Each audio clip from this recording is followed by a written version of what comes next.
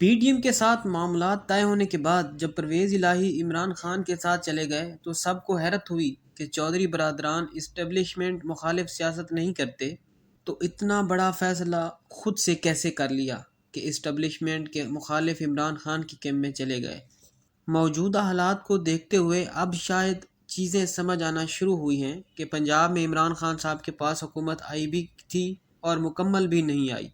اور اس وقت شاید بیلنس کریٹ کیا گیا تاکہ پرویز الہی کو خان صاحب کے پاس بھیج دیا جائے، تاکہ اگر پنجاب میں عمران خان کی حکومت آ بھی جائے تو پرویز الہی کے بغیر وہ حکومت نہیں بنا سکیں گے، اور پھر مجبوراً انہیں پرویز الہی کو وزیر اعلیٰ بنانا ہوگا، جس کا فائدہ ہمیں ہوگا۔ پرویز الہی صاحب عمران خان کے کیمپ میں ہوتے ہوئے بھی ہماری طرف ہوگا۔ پنجاب میں موجودہ حالات دیکھتے ہوئے کہ جہاں عمران خان کی حکومت ہوتے ہوئے بھی ایف آئی آر نہیں کٹ رہی، کیوں نہیں کٹ رہی؟ کیونکہ وزیر اعلیٰ پرویز الہی خان صاحب کے وزیر اعلیٰ کم ہیں اور مقتدر حلقوں کے زیادہ۔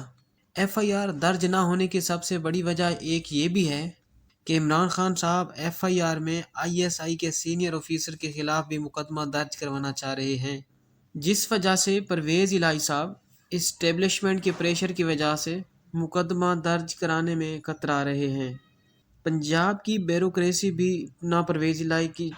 مانتی ہے اور نہ ہی ان کے ساتھ کام کرنے کے لیے راضی ہے۔ لگتا ہے بیوروکریسی کی ڈوریاں بھی کسی اور کے ہاتھ میں ہیں کہ جب وہ چاہیں ڈوریاں ہلا کر اپنی بات منوا لیں،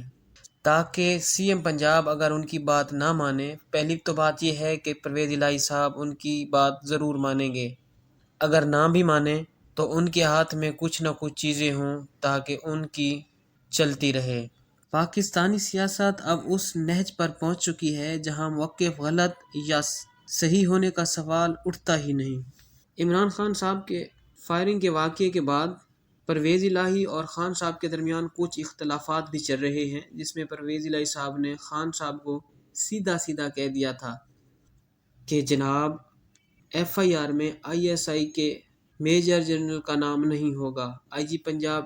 اور ادھر آئی جی پنجاب بھی اس قسم کی ایف آئی آر نہیں دلوانا چاہ رہے تھے، اسی لیے آئی جی صاحب نے پنجاب حکومت کے ساتھ یعنی کہ پرویز الہی کے ساتھ مزید کام کرنے سے انکار کر دیا، حتیٰ کہ آئی جی کی طرف سے یہاں تک کہا گیا کہ اب نہ صرف آئی ایس آئی کے افیسر کا نام دیں بلکہ آپ وزیر اعظم اور وزیر داخلہ رانا ثناء اللہ کے خلاف بھی ایف آئی آر کیسے کٹ سکتی ہے۔ ادھر خان صاحب اپنی بات پر ڈٹے ہوئے ہیں کہ ایف آئی آر انہی تینوں کے خلاف کٹی جائے۔ حکومت بھی اس بات پر پریشان ہے کہ اگر ان کے خلاف ایف آئی آر درج ہوئی تو یہ ایف آئی آر آنے والے دنوں میں ان کے لیے مزید مشکلات پیدا کرے گی، کیونکہ اب ہر ایک کو پتہ ہے کہ آنے والی حکومت خان صاحب کی ہونی ہے، اور اگر ایف آئی آر ان کے نام درج ہو گئی تو ان کو خان صاحب کی حکومت میں مقدمہ کا سامنا کرنا پڑے گا۔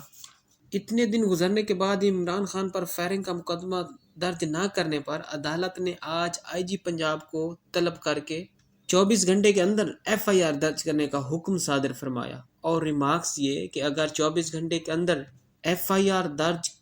نہ ہوئی تو سپریم کورٹ از خود سو موٹو لے گی۔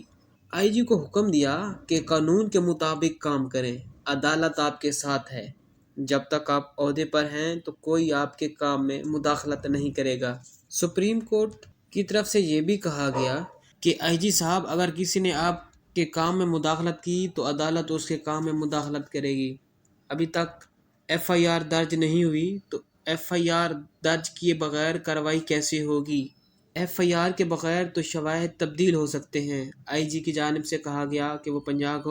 حکومت یعنی کہ پرویز الہی صاحب ایف آئی آر درج نہیں کرنے دے رہے۔ اب آئی جی پر کسی کا پریشر ہے یا پرویز الہی صاحب پر کسی کا پریشر ہے،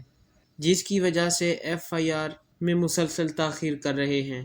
ایف آئی آر میں کون رکاوٹ بن رہا ہے کچھ ہی دنوں میں سامنے آ جائے گا۔